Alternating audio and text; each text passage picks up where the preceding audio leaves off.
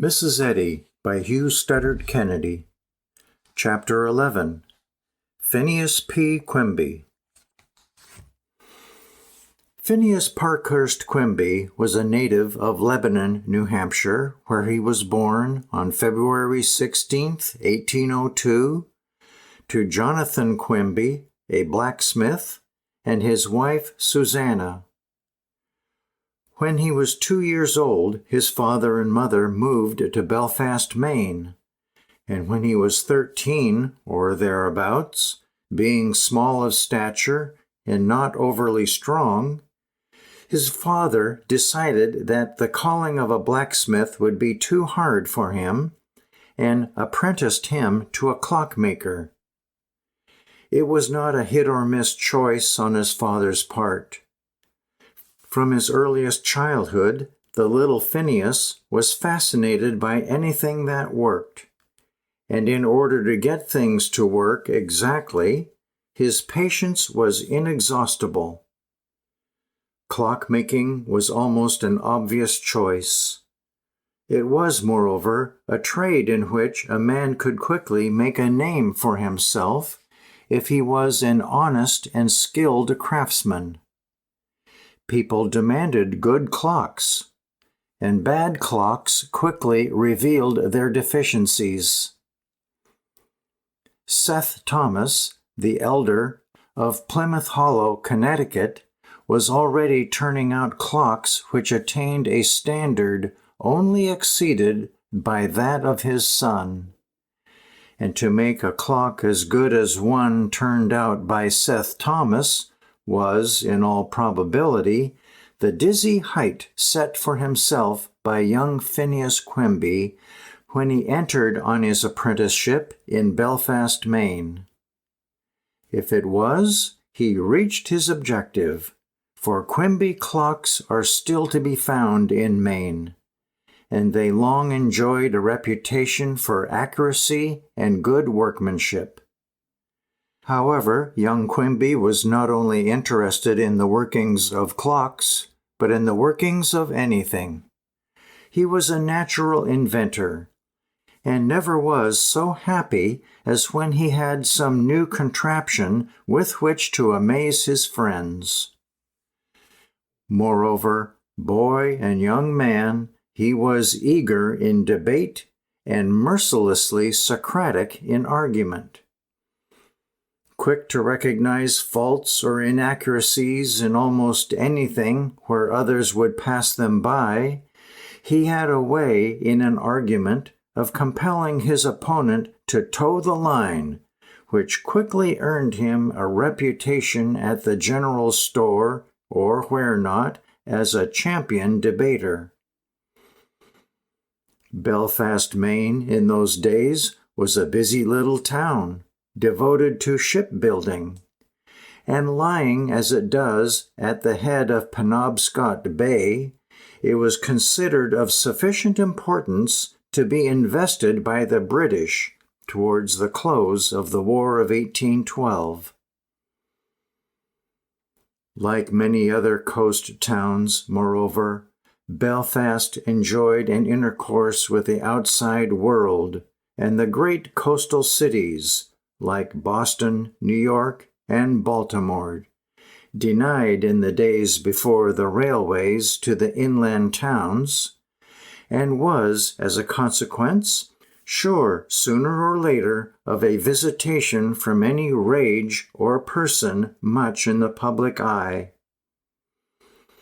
And so, one day in the late 30s, there arrived in Belfast a certain Frenchman named Charles Poyen, who advertised a course of lectures in the town hall on the then much discussed question of mesmerism. Belfast flocked to hear him, and among those eagerly present was Phineas Quimby. Charles Poyen found a sympathetic and attentive audience, and all went excellently well until he came to giving practical demonstrations of mesmeric influence. Immediately, he found himself in difficulties. things did not work out as they should, and the task which he claimed he usually found so simple was labored and exhausting. At last, he spoke to his audience about it. Someone, consciously or unconsciously, was working against him, was his explanation. He would be glad if the person responsible for it would remain after the meeting and have a talk with him, as he felt sure he must be a mesmerist of considerable promise. Whether Phineas Quimby thought himself the man or not, he was evidently determined to make the claim. Such an opportunity was too good to let pass by, and so, as the audience filed out, he remained, and very soon he and M. Poyen were in close conference. That Poyen succeeded in convincing Quimby of his mesmeric powers is evident, for within a few days Phineas was giving free exhibitions in the general store, and much to the satisfaction of the proprietor, willing people to come in off the street and buy of his wares. Phineas Quimby took the matter seriously, as he always did. He read everything he could get on the subject, among others, no doubt, Poyen's own book, Progress of Animal Magnetism in New England. He also seems to have followed Poyen for a time from town to town, until at last, quite convinced of his own powers, he began to practice on any of his friends who were willing to become subjects. His success in inducing magnetic sleep was immediate and uniform, and from that he went on to willing away minor ailments. Once satisfied that he could do that, the matter was settled as far as he was concerned. Here was something infinitely more engaging than clock-making or inventing. If minor ailments could be healed, more serious ones could be healed. He tried and was apparently successful. People began to talk about him and to come to him for help in increasing numbers. So matters went until sometime in 1842, when Quimby made a new discovery. Among the many subjects who had come under his influence was a youth named Lucius Berkmar.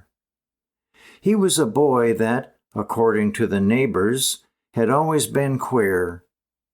But under Quimby's influence, he exhibited the most surprising powers. When thrown into a mesmeric trance, so some said, he could describe people and places he had never seen, tell the location of ships at sea, and report happenings of the moment in distant places, which were subsequently verified.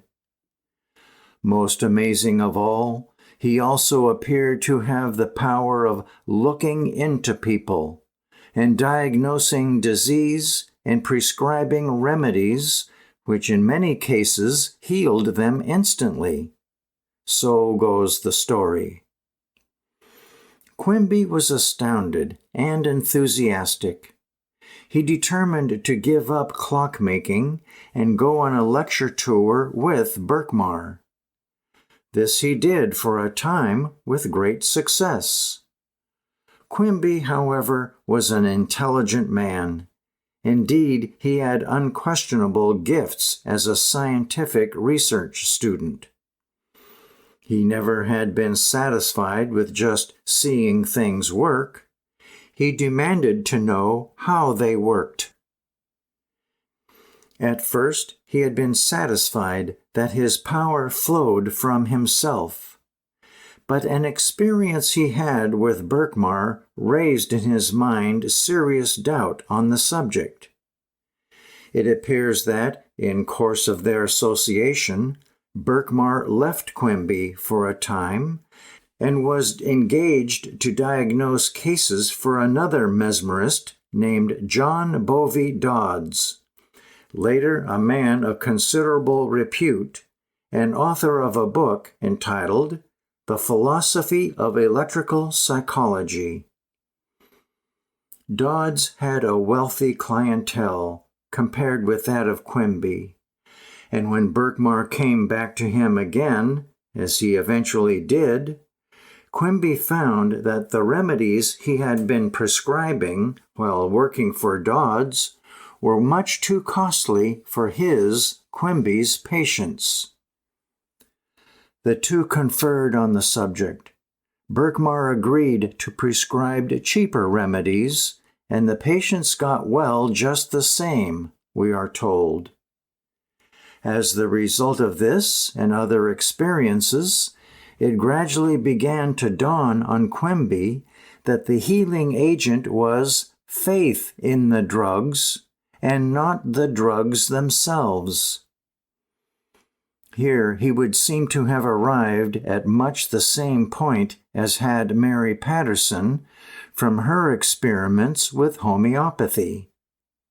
Their fundamental divergence thence onwards lay in the fact that Quimby sought his solution along the lines of a philosophy. Mary Patterson sought hers along the lines of revealed religion in the broadest sense of that term. But that is, of course, to anticipate the record. When Mary Patterson wrote to him from Rumney in the early summer of 1862, Dr. Quimby had a commodious suite in the International Hotel in Portland and was treating as many as 500 patients a year. His remarkable cures were talked of everywhere, and the nearer one got to Portland, the more detailed was the picture. When Mary reached Dr. Vale's sanatorium, she found that Dr. Quimby of Portland and his work were one of the main subjects of conversation. The whole sanatorium seemed to be in a state of vague unrest and expectancy. Several of the patients had actually been to Portland and seen Quimby. One Julius Dresser, afterwards to figure so prominently in Mary Patterson's life and story, returned to the sanatorium from such a visit shortly after Mary got there. He was much improved in health and quite enthusiastic about Quimby's work and methods. Mary was more than ever satisfied that she must get to Portland at all costs. She was, however, entirely without funds of her own, and there was apparently no one upon whom she could call. Abigail would not think of sending her money for such a purpose. She did, however, send her little extra sums from time to time, and these Mary saved carefully, denying herself the small comforts for which the money was intended. She grew worse rather than better, and at last she wrote to Quimby again, almost in despair. She wants to come to him. Apparently she has at last the wherewithal to pay her way, but now the question arises, has she the strength to make the journey? After saying how clearly she now sees the mistake she made in not trying to reach him when she had more strength, she continues by explaining that her stay for 2 or 3 months at this water cure place has been anything but helpful.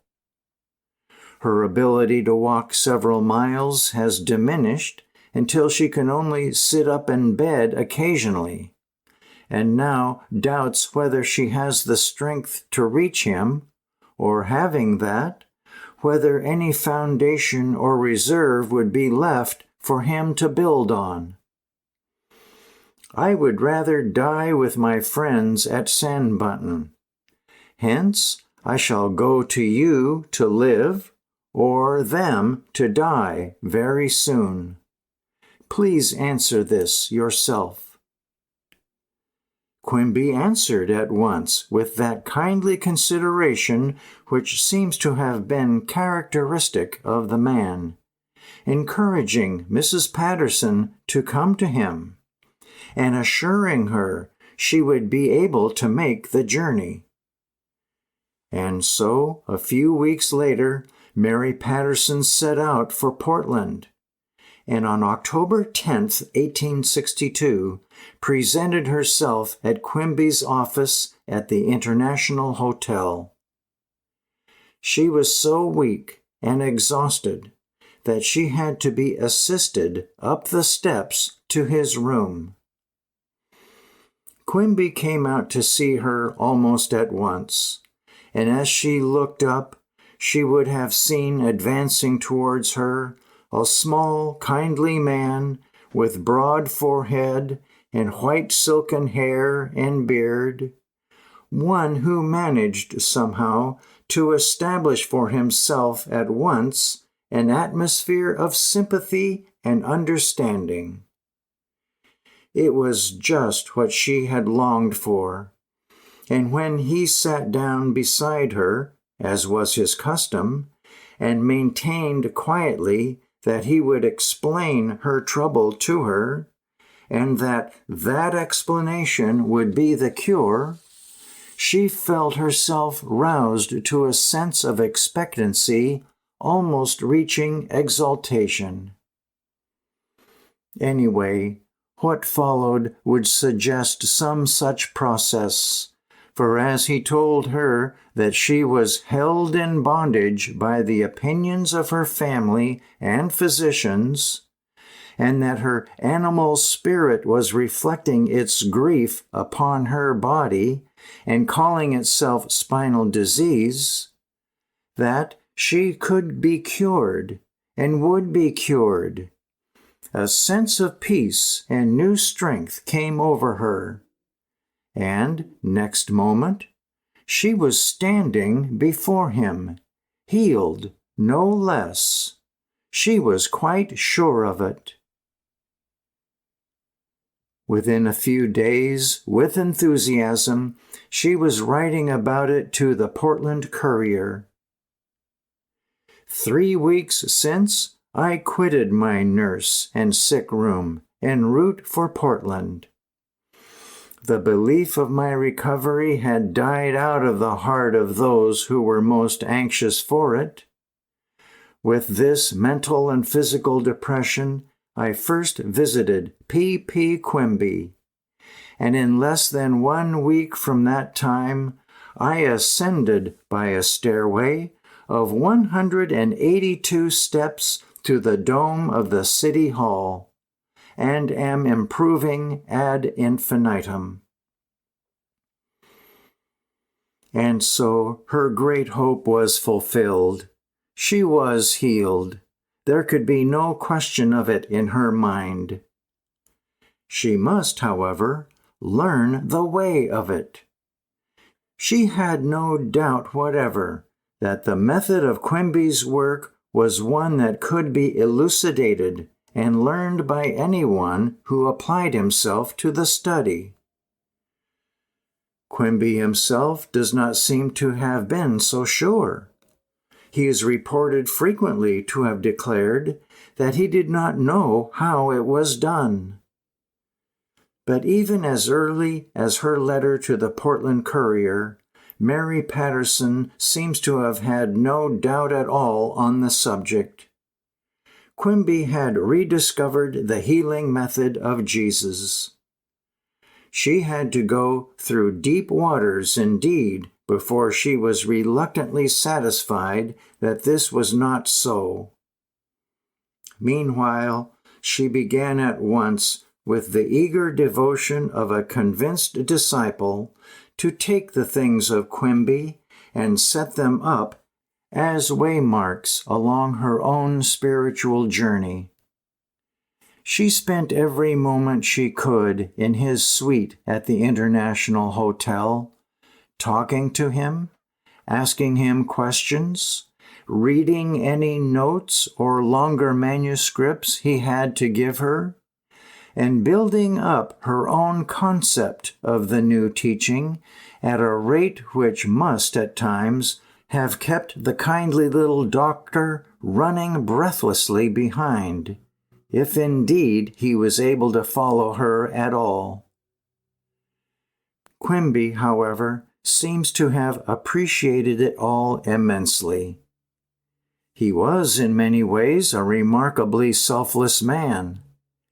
At the time Mary Patterson came to him, his work and teaching were his very life.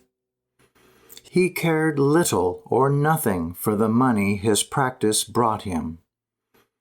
Many times his letters to patients, a great number of which letters are still preserved, show him returning money that had been sent him on the ground that, for some reason or other, he did not feel that he had earned it.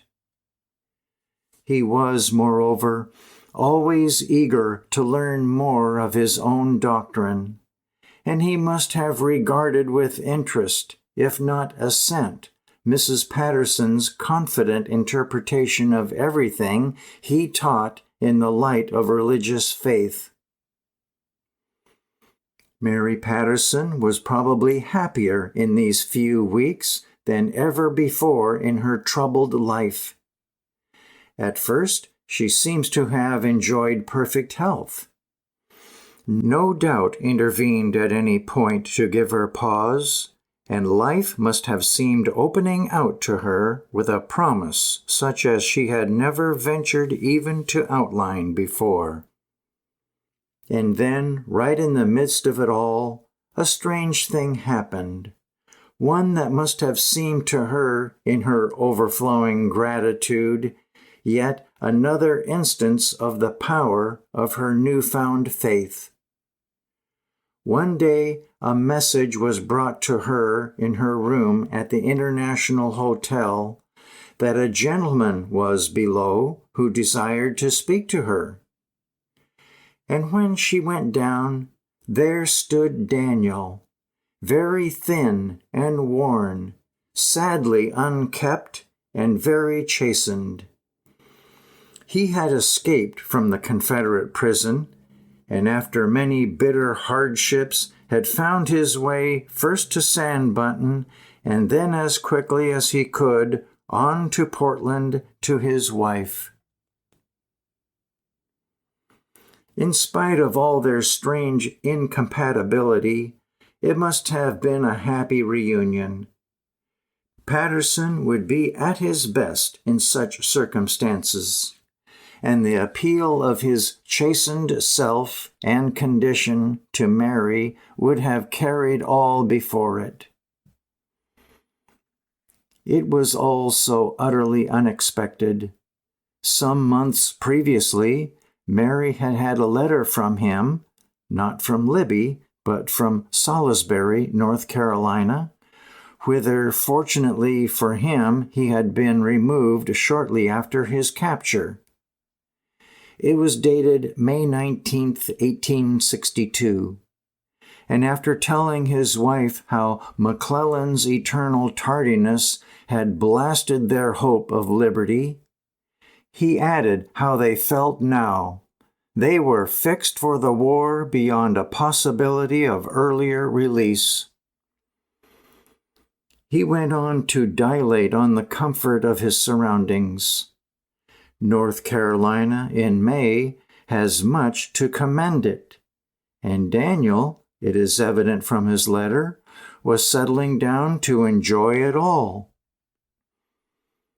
The air, he writes, is clear and balmy, and I am allowed to breathe as much as I please through the window.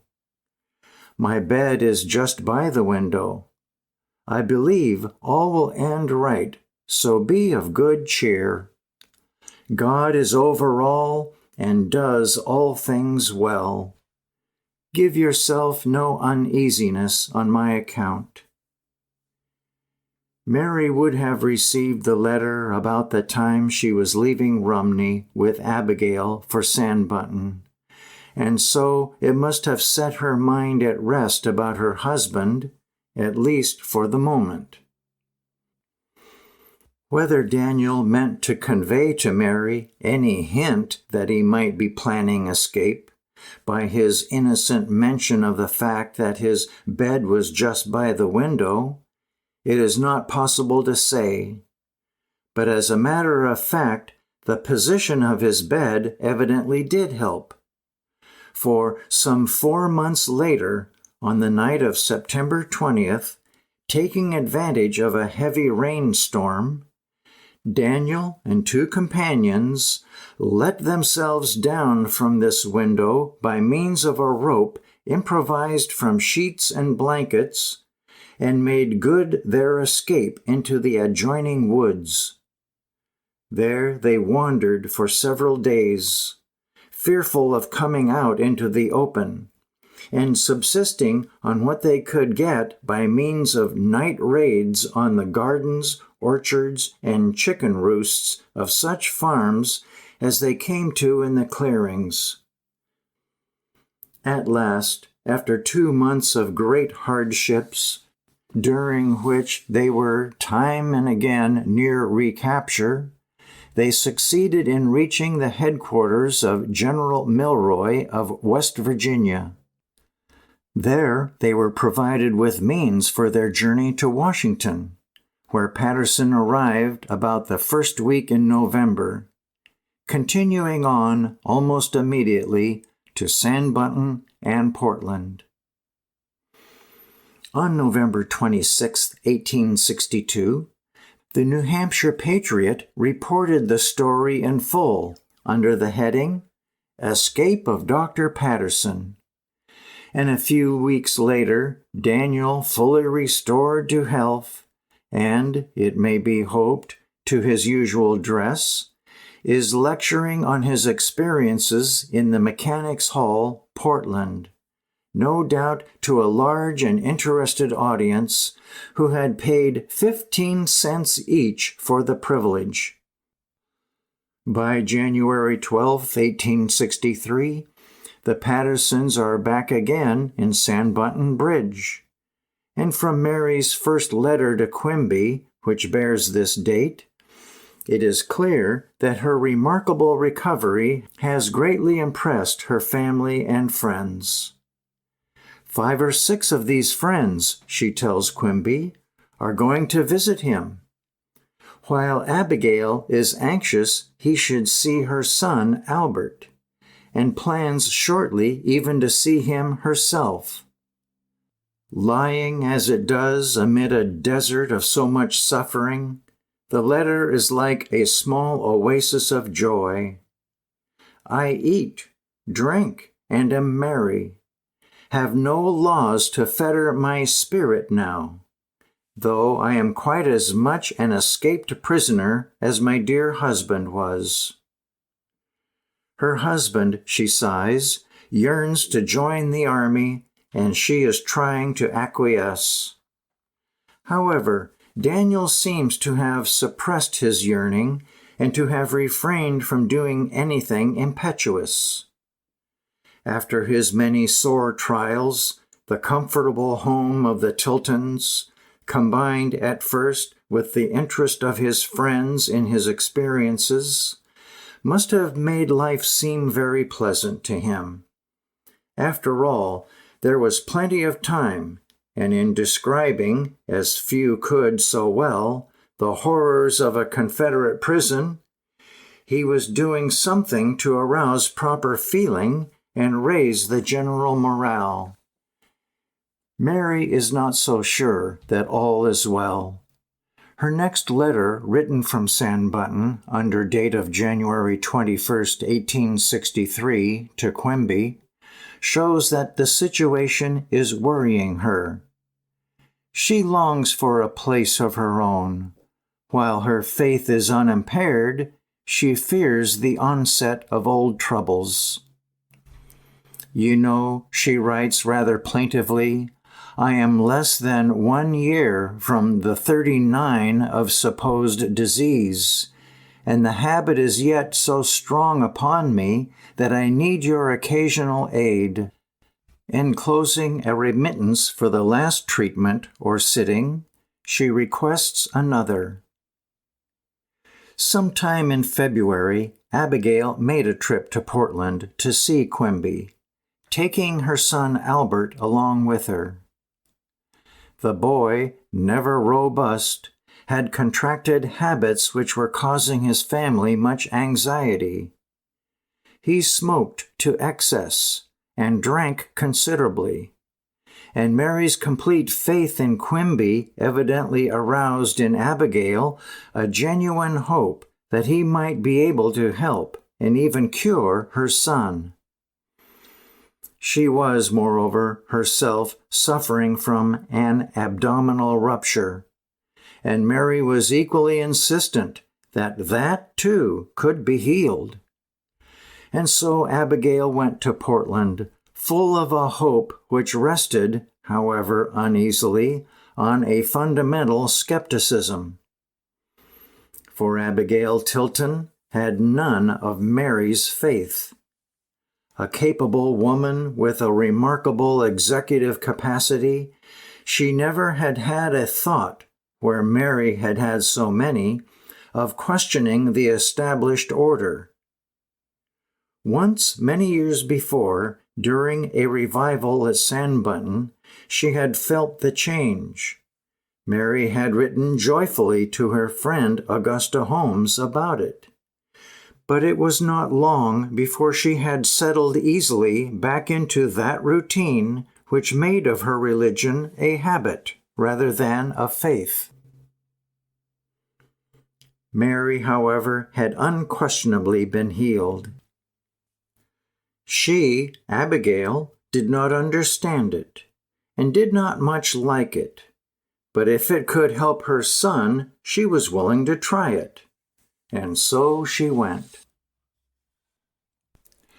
Mary's next letter to Quimby, written on March 10th, tells the further development of the matter. Abigail and her son had been back at Sanbutton just a week, and already the boy is slipping. She begs Quimby, in behalf of his mother and herself, to renew his influence in order to hold him back from his easy besetting sins. His parents are truly grateful and somewhat encouraged at the success thus far. Somewhat encouraged must indeed have seemed to her in sorry contrast with her own unqualified rejoicing when she had returned to Sanbutton some 2 months earlier.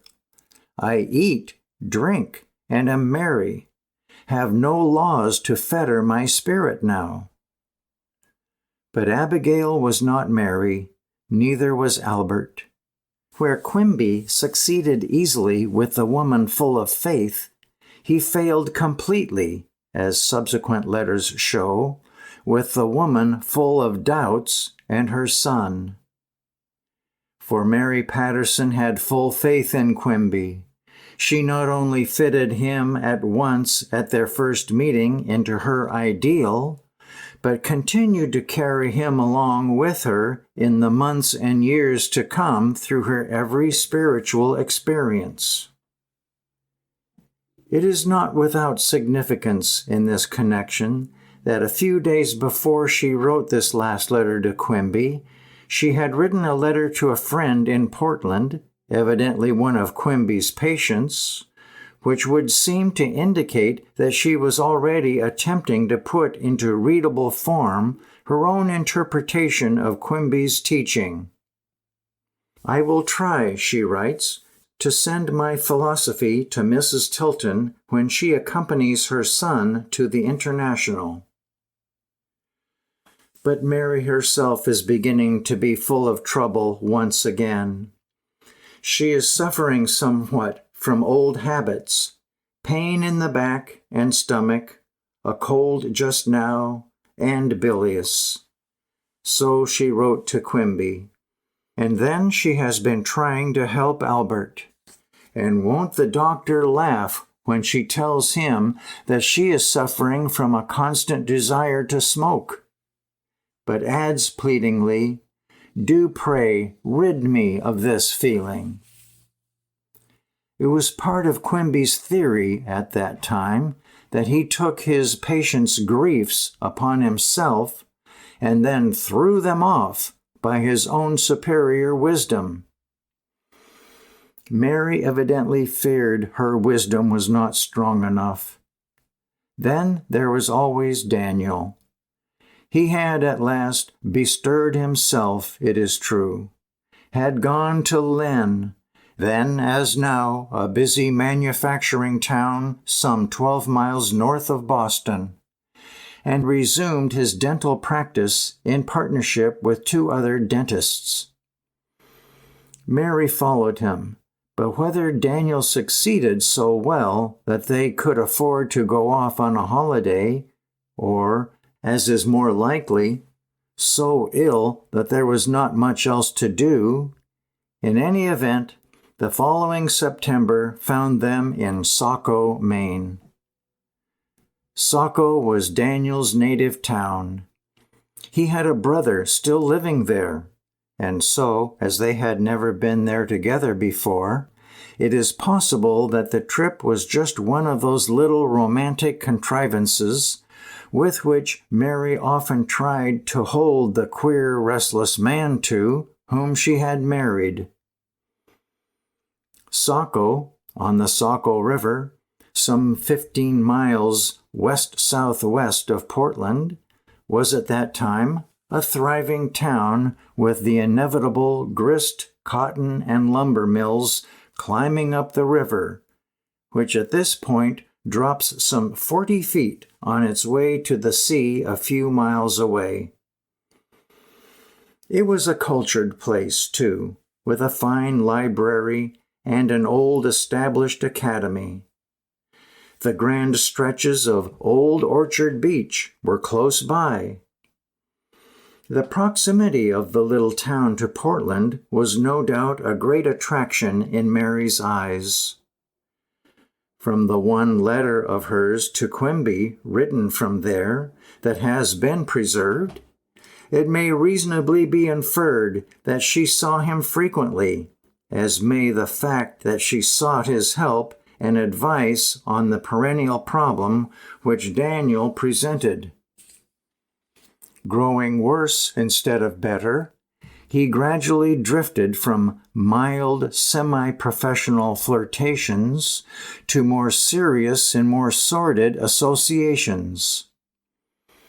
He would go off and leave his wife for days and weeks at a time.